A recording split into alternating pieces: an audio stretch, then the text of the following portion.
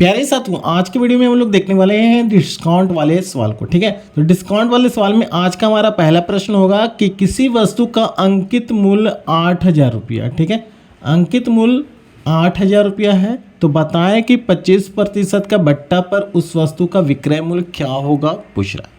बहुत ही आसान है, बेसिक समझते हैं। डिस्काउंट, ठीक है, डिस्काउंट कितना दिया है, 25% का। ठीक है, डिस्काउंट कितने का, 25% का दिया। और डिस्काउंट हमेशा दिया जाता है MRP पे। MRP कहने का मतलब है कि आपका मार्क्स प्राइस, यानी कि अंकित मूल्य। जब भी डिस्काउंट दिया जाएगा, किस पे दिया जाएगा, अंकित मूल्य पे दिया जाएगा। ठीक है, तो यहाँ पर हम सबसे पहली बात तो इस प्रतिशत को हम फ्रैक्शन वैल्यू में तोड़ना है। किसमें, फ्रैक्शन वैल्यू में। तो 25% यानी 25/100, प्रतिशत का मतलब बटा में 100, इसको काटिएगा तो हो जाएगा 1/4, 1/4। ठीक है, तो डिस्काउंट दिया जाता है कितने पर, MRP पे दिया जाता है, यानी कि अंकित मूल्य पे दिया जाता है। ठीक है, तो नीचे जो होता है हमेशा वास्तविक वैल्यू, यानी कि वास्तविक वैल्यू कहने का मतलब यहाँ नीचे जो होगा आपका अंकित मूल्य का वैल्यू दिया रहेगा। किसका दिया हुआ, अंकित मूल्य का वैल्यू दिया हुआ। और ऊपर वाले आता है डिस्काउंट, जिसे हम लोग बट्टा बोलते हैं। ठीक है, जिसे हम लोग बट्टा बोलते हैं, और नीचे अंकित मूल्य, ऊपर बट्टा डिस्काउंट। अब देखो यहाँ से मैं अगर रेशियो की बात करें, आपका MRP और डिस्काउंट की बात किया जाए, एक छोटा सा समझने की बात है, बहुत ही आसान है कि अगर मैं अंकित मूल्य 4 है, मेरा अंकित मूल्य 4 है, उस पर छूट कितने का दे रहे हैं, 1 का दे रहे हैं। छूट अगर 1 का दे रहे हैं तो कितने में बेचेंगे सामान। अगर मेरा खरीद मूल्य 4 है, 1 रुपया का छूट दे दिया हूँ, तो कितने में बेचूंगा, 4 रुपये पे 1 का छूट दूंगा, बेचूंगा कितने पर, 3 पर। यानी मेरा विक्रय मूल्य की बात करें तो विक्रय मूल्य कितना हो गया, 3 हो गया। विक्रय मूल्य कितना हो गया, 3 हो गया। ठीक है, इतना करने के बाद अब देखो ध्यान दो, अंकित मूल्य कितना दिया हुआ प्रश्न में, 8,000। अंकित मूल्य प्रश्न में कितना दिया हुआ, 8,000। ठीक है, तो अंकित मूल्य आपका प्रश्न में 8,000 दिया हुआ। यहाँ पे अंकित मूल्य रेशियो के अनुसार क्या हो गया, 4। अंकित मूल्य कितना हो गया, 4। तो अंकित मूल्य का तुलना अंकित मूल्य से कर देना है, और गुने जो प्रश्न में पूछेगा। तो पूछा प्रश्न में विक्रय मूल्य कितना है, तो विक्रय मूल्य कितना है, 3, इसलिए 3 से यहाँ पर गुना कर देना है। ठीक है, इसको काटिएगा, 4 दूनी 8, 2,000 और गुने 3, 6,000। तो हमारा जो प्रश्न का आंसर हो गया, विक्रय मूल्य कितना है, 6,000, जो आपका ऑप्शन 1 में है। समझ में आ गया।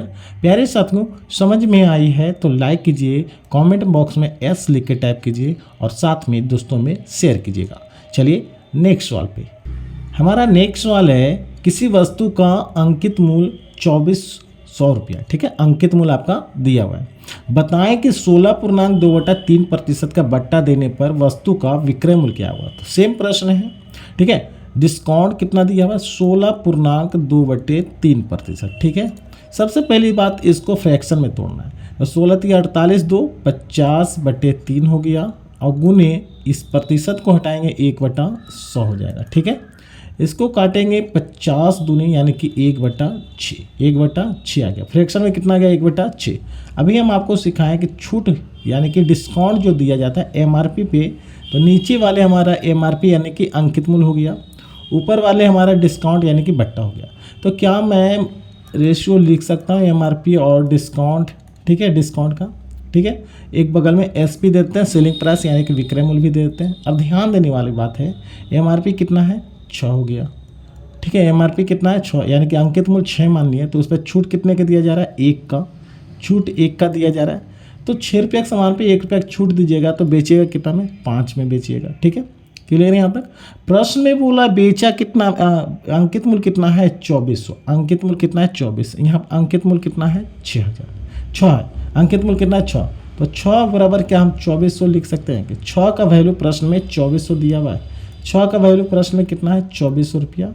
5 का वैल्यू पूछा है, विक्रय मूल्य पूछा, यानी 5 का वैल्यू निकालना है। जब 6 का वैल्यू पता है तो 5 का वैल्यू नहीं निकल जाएगा, 6 चौका 24, यानी 6 में 400 से गुना किया, 24 हो गया।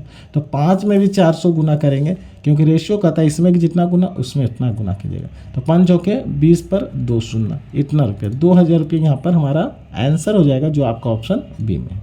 अगर इस तरह से नहीं करना है तो तुलना करना है। ठीक है, 2,400 आपका दिया हो अंकित मूल्य, प्रश्न में यहाँ अंकित मूल्य कितना है, 600। अंकित मूल्य का तुलना अंकित मूल्य से, जो पूछेगा क्रय मूल्य पूछा, क्रय मूल्य कितना है, 5, 5 से गुना कीजिएगा, इसको भी काटिएगा, 6 चौका 24, 24 400 गुने 5 कीजिएगा, तो 2,000 रुपये आपका यहाँ पर भी आंसर हो जाएगा। क्लियर है, समझ में आया। तो लाइक कीजिए और कमेंट बॉक्स में एस लिख के टैग कीजिएगा। ठीक है, चलिए अगले सवाल पे। देखिए हमारा नेक्स्ट सवाल कहता है कि एक पंखे का अंकित मूल्य 56,140 रुपया है, तो बताएं कि 42.6/7% के छूट पर पंखे का विक्रय मूल्य कितना होगा। सेम प्रश्न, जस्ट 2 नंबर जैसा है। ठीक है, डिस्काउंट कितना दिया हुआ, एक बार फिर से समझ जाइए। डिस्काउंट दिया हुआ है 42.6/7%। इसको सॉल्व करेंगे, 7 दूनी 14, 6 20 के 0 हाथ में रहा 2, 7 दूनी 7 28 2 30, 300/7 और गुने प्रतिशत हटाना 1/100 कीजिएगा, 2 शून्य कट गया, 3/7 आएगा। नीचे वाला होता है हमारा MRP, क्योंकि डिस्काउंट हमेशा अंकित मूल्य पे दिया जाता है, यानी कि नीचे वाला अंकित मूल्य, ऊपर वाला डिस्काउंट हो गया।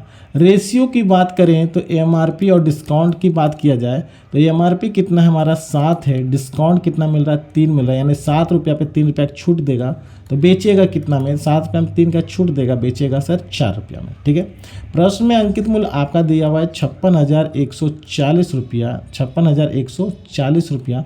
यहाँ पे अंकित मूल्य 7 दिया हुआ है, तो अंकित मूल्य का तुलना अंकित मूल्य से करेंगे, उसके बाद जो पूछेगा उसे गुना करना है। तो पूछा है आपका विक्रय मूल्य आपका 4 है, गुना कीजिए, यहाँ पर आपका आंसर हो जाएगा। ठीक है, इसको मैं काटूंगा 7 8 56 और 7 दूनी 14। ठीक है, 7 8 56, ये आपका 2 बार उठतेगा तो 1 शून्य उठ जाएगा। ठीक है, 8 7 दूनी 14, यहाँ पर 0। ठीक है, इसको गुना करेंगे तो 0 4 दूनी 8, 0 8 चौके 32, 32080 रुपया हमारा यहाँ पर आंसर हो जाएगा, जो आपका ऑप्शन बी में। क्लियर है, समझ में आ रहा है प्यारे साथियों? तो आप मेरे कमेंट बॉक्स में एस लिख के टाइप करना ना भूलें। तो आज के लिए बस इतना है, फिर मिलेंगे इसी तरह नेक्स्ट वीडियो में, तब तक के लिए धन्यवाद।